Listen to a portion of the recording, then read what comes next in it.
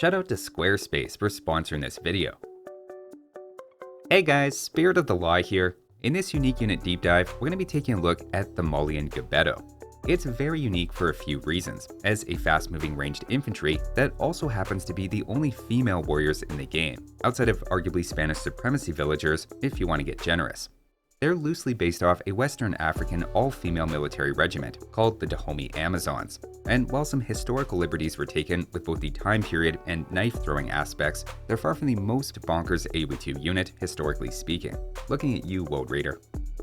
At a glance, they're reasonably cheap, costing 50 food and 40 gold, slightly more than the average infantry unit, but not expensive by any means. In terms of stats, they have relatively low 40 HP in Castle Age, 10+2 attack, 5 range, and after Squires, a very respectable 1.38 tile per second movement speed. They also have underrated hand-eye coordination. I watched these three closely for over 2 hours straight as they flipped their knives in the air, yet in that whole time they never dropped any of them once. It was very impressive. Now, just seeing their stats in isolation may not mean that much, and is partly why I always like to find a comparable unit to put things into some perspective, though that's actually a little tricky to do for this unit. For example, if we compare them to a crossbowman on the grounds they're both ranged units, while the durability is similar, the Gbeto has double the base attack, deals melee instead of pierce damage, and is also 44% faster. To represent their damage being done over time visually against enemies with increasing armor, the Gbeto is clearly a much harder hitting unit, especially as enemy armor grows. It also has the whole speed element, which again makes them hard to compare. Maybe then we should be looking at the Cavalry Archer. Its attack and range are slightly closer, and is fast like a Gbeto. In fact, a Cavalry Archer without Husbandry is basically the same speed as a Gbeto with Squires. Though again, it's not a perfect comparison, as the Cavalry Archer has nearly double the HP after Bloodlines, and the Gbeto again completely outshines the Cavalry Archer in terms of damage output. Instead, maybe the most tempting comparison is to the Throwing Axemen, as both are dealing ranged melee damage and are infantry, but looking at their stats, they're not actually that similar deep down. The Throwing Axeman has significantly more HP, while the Gbeto has more attack, range, and speed. It also makes you wonder about a Mameluke comparison, which in many ways is closer, but has totally different bonus damage and 2.5 times the HP, while then none of the units we've seen so far can match the pure onslaught of damage coming from the Gbeto. The main takeaway is it's just hard to find a comparable unit, as the Gbeto has a very unique combination of traits, and if we sort by damage dealt against common units with say 2 armor, it's remarkably hard hitting. That said, if we then resort these same comparable units by their durability, in this case HP, Gbeto then land near the bottom of the scale, not just relative to these similar units, but among all military units. Maybe more than anything else in the game, it's truly a glass cannon, even among its peers. Of course, it then adds in speed, being actually faster than an Eagle Warrior in Castle Age, and with Squires is even slightly faster than a Knight without Husbandry, on par with World Raiders, as one of the fastest infantry in the game. That might sound like they're incredible at hit and run, and while that's sort of true, they also have a relatively long attack delay, which makes that a bit trickier. The time between when they're ordered to attack and when they release their projectile is noticeably slower than, say, crossbows, and actually on par with Cavalry Archers. When microing, that means after you tell them to fire, the enemy can cover quite a bit of distance before the shot is actually released and you can start kiting again. Keep in mind, their attack delay was shortened by 17% in Definitive Edition, so it was worse in the past, but is still on the longer end. In terms of upgrades, there's then actually very little to pick up, which is a bit of a selling feature for the unit. First, they have the infantry attack and armor upgrades of the Blacksmith, minus Blast Furnace, which Malians lack. You then should pick up Squires for more speed, with Arson against buildings being a bit more optional, as well as then of course an important elite upgrade at the castle. Note that ballistics and chemistry have no effect on the Gbeto, so it'll actually never track moving targets. As for hidden bonuses, its only attack bonus is a token +1 against eagles, while in return it takes bonus damage from anything anti-infantry, such as hand cannons, cataphracts, elite chakram throwers, as well as the samurai's anti-unique unit bonus. Of course, the fact that nothing in this list has particularly amazing melee armor means it's maybe more accurate to say it's a case where the Gbeto and these units tend to do a lot of damage to each other, at least if the melee units can get close enough. Also, while they don't technically have a bonus against buildings, dealing melee damage is arguably just as good. Here, with Arson Research, you can see they're very effective at punching through a palisade or house wall, and their range lets them focus those down more easily than it is to try to stack melee units. That all leads perfectly into their main specialty though, which is raiding. Even without upgrades, just 5 of them can one-shot a villager, or can do that with just 4 Gbetos if you have even +1 attack, making them great for drive-by Kapinga sniping. No, I didn't just slip into Klingon there, and it's in fact one of the names for the knives that they're throwing. So that's the unit at a glance, and now let's take a look at a few specific and important matchups to see how their combination of high attack and very low HP plays out against a variety of common units. Of course, just as their melee attack makes them anti-building, it also makes them hard hitters against siege, which tend to have great pierce armor, but 0 or even negative melee armor. Mass Scorpion is something to avoid, but with some good micro, Gbeto can handle a small number of mangonels or protect a castle from rams. Similarly, with micro, they're generally quite anti-infantry as well.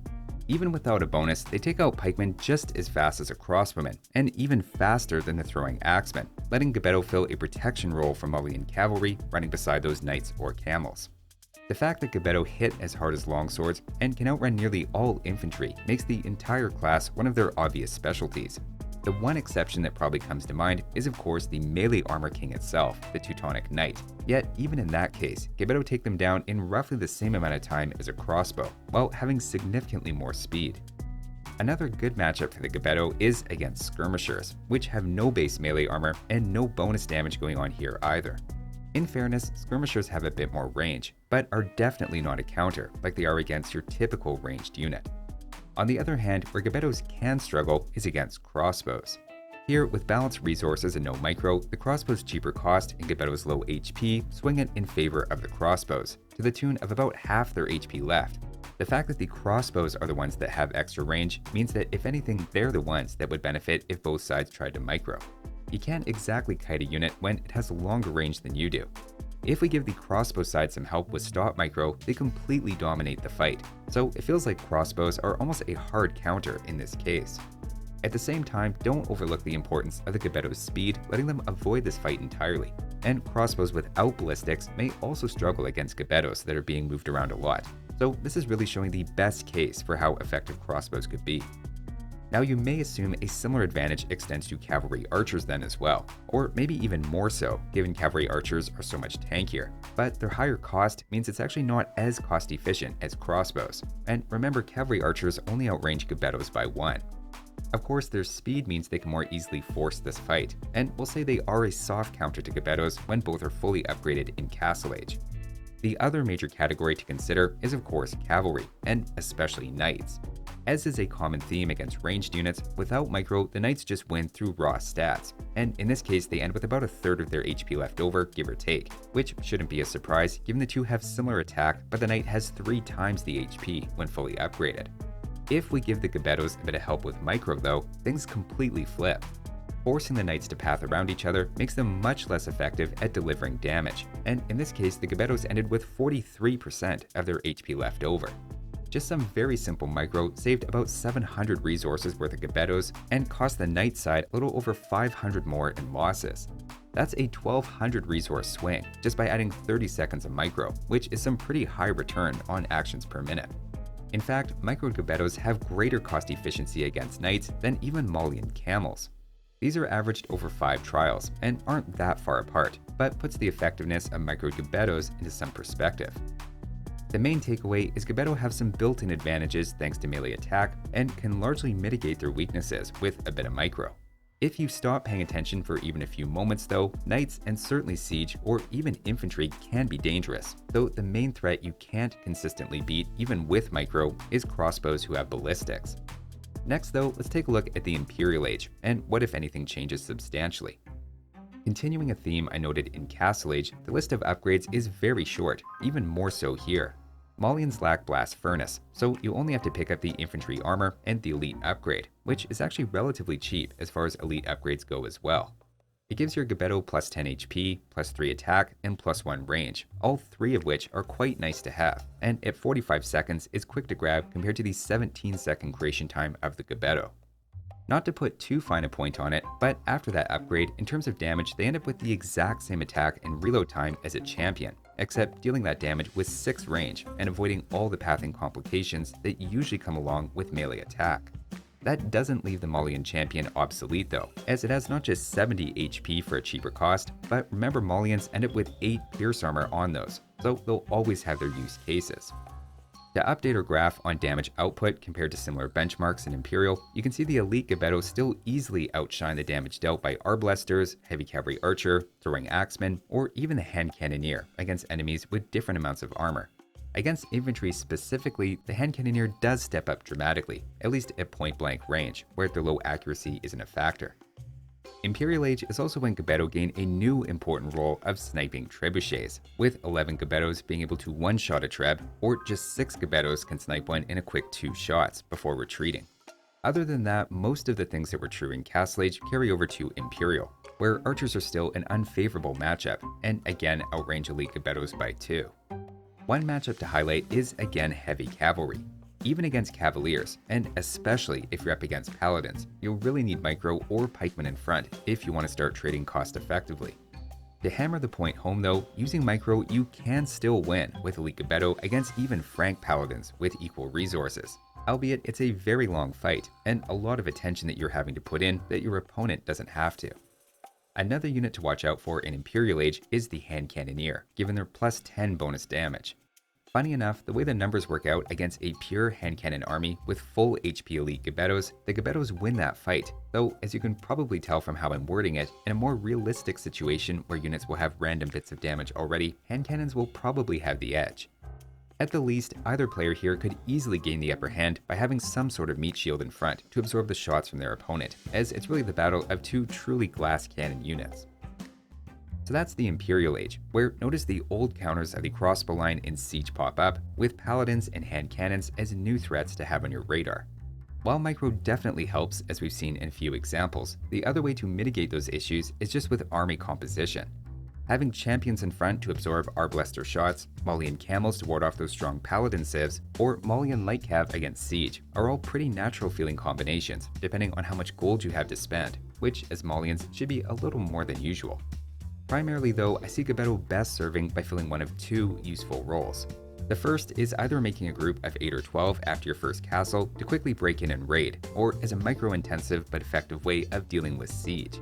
They're almost like a special ops unit you can put a lot of your attention into to pull off a surgical strike. The other role I like them is as support, particularly against trash units. Halberdiers and skirmishers go down incredibly quickly, while Hussars with similar total resources lose to them without Micro at all. Gbetos with Micro are great, but even just having that punch of a champion from 6 tiles behind whatever melee unit you're creating is just very strong. Overall, it's undoubtedly a cool unit, and is a lot of fun to play around with. It's hard to hold the devs' feet to the fire too much for historical accuracy, even if their inspiration is technically quite a bit later than the AoE2 timeframe, and the fact we have literal photographs of Dahomey Amazons highlights that point. Speaking of which, if you're a bit of a collector of old photographs and like that sort of thing, I have some great news with a brand new online business I opened up selling vintage photographs from around the world called Sepia of the Law. It has a fantastic website I made in just minutes thanks to this video's sponsor, Squarespace. Squarespace is an all-in-one website platform for entrepreneurs to stand out and succeed online. Whether you're just starting or managing a growing brand, Squarespace makes it easy to create a great-looking website, engage with your audience, and then sell anything from products to content to time all in one place. Using their built-in templates, you can easily customize a website to your preferred aesthetic and what you're looking to do with it. That could include selling physical goods or digital content, including access to your own video library, with Squarespace handling the payment side of things so you can focus on the bigger picture. The search engine optimization tools then help your website show up in searches more often, so you can continue to grow and scale your business more effectively. Go to squarespace.com for a free trial, and when you're ready to launch, go to squarespace.com/spiritofthelaw to save 10% off your first purchase of a website or domain. So that was a look at the Malian's very unique unit. Thanks for watching, and I'll see you next time.